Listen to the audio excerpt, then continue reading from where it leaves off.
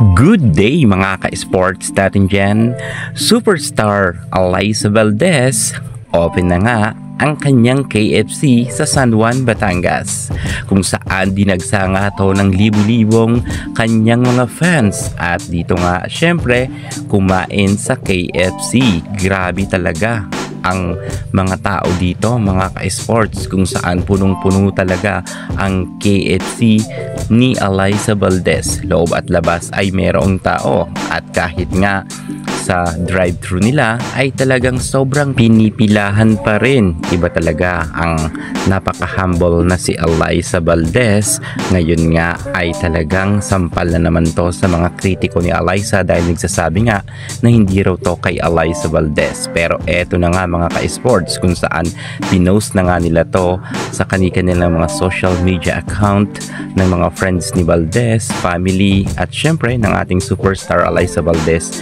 Minayday niya na nga ito. Confirm mga ka-sports, kay Alyssa Valdez talaga ang nasabi nating KFC sa San Juan, Batangas. Tara, samahan nyo ko at papasukin natin at aalamin kung gaano ba karaming tao ang dumagsa at sino-sino ba ang mga full support kay Alyssa Valdez, na talagang tunay na masasabi nating kanyang kaibigan, na talagang handa nga silang tumulong kay Alyssa Valdez at mag-promote ng bagong KFC na ka-open pa lamang ni Valdez. Alamin ang buong detalye, pero bago ang lahat, subscribe ka muna, click ang ating notification bell para lagi kang updated sa lahat ng issues sa volleyball. Susunod na.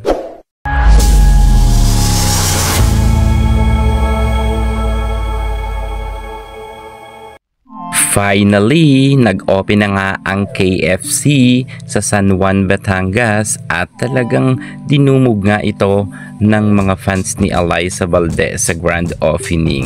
At syempre, todo suporta naman dito ang mga kaibigan ni Alyssa Valdez, kagaya nga ng ating beauty queen na si Michelle Gumabaw, kung saan talagang dinumog nga siya rin dito ng mga fans. Ang daming ang mga YouTube vlogger din na talagang binibidyohan nga ang mga Creamline players, lalo na itong si Michelle Gumabaw, dahil nga hindi ito isnabera at bukod sa maganda na at napakabait pa. At halos lahat nga ng mga larawan ni Michelle Gumabaw ay palangiti siya, nakangiti sa mga fans niya, at hindi nga siya nang i-snap.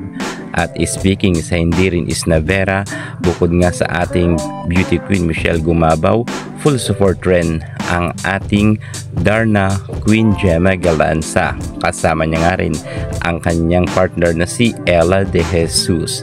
Kita naman natin na talagang isa rin si Gemma Galanza sa mga dinumog rin dito ng kanyang mga fans, dahil sikat naman talaga kasi ang magjowang ito.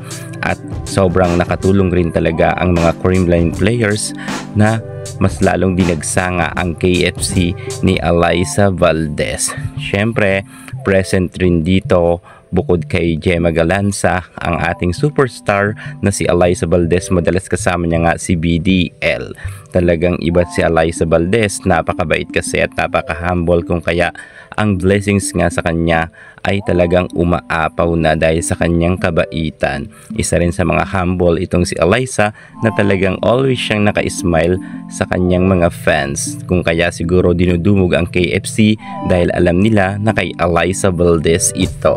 At sa gitna nga ng initan ay nagtiyaga rin ang mga fans ni Alyssa Valdez na maghintay sa kanya at sumuporta nga. Kasama nga rin si MB Fonz na bumisita dito, BDL, syempre hindi rin mawawala ang magjowa na si Mitch Morente or Michelle Morente and Pangs Panaga. At narito rin si Loreline Bernardo. Syempre ang ating MV Fonz ay dinumog nga rin dito dahil sikat na sikat naman talaga kasi siya. At syempre narito din sila Rosemary Vargas at marami pang iba. Halos karamihan ng mga Creamline players ay sumuporta nga sa grand opening ng KFC ni Alyssa Valdez. Ito talaga ay maituturing talaga natin na pinaka-successful na grand opening ng KFC. Syempre sikat na sikat naman kasi ang Creamline players, kung kaya hindi na tayo mabibigla dito. Kaya't ano bang hinihintay nyo? Kung ikaw ay malapit sa San Juan, Batangas, ay bisitahin na ninyo ang bagong KFC ng ating nag-iisang superstar phenom, Alyssa Valdez. I hope na talagang sana always matao ito at dumugin palagi. Good luck sa bago na naman karera ni Alyssa Valdez sa kanyang pagiging business-minded. At syempre, sa pagbubukas ng bagong KFC ni Alyssa Valdez, marami rin siyang mga matutulungan na mga ordinaryong tao na mga manggagawa. Syempre, yung mga naghahanap ng trabaho, may open nga ang KFC ni Alyssa Valdez at natulungan niya ito. Iyan muna ang pinaka-latest natin sa mundo ng volleyball. At para hindi ka mali sa lahat ng issues sa volleyball, subscribe na. Thank you so much. God bless.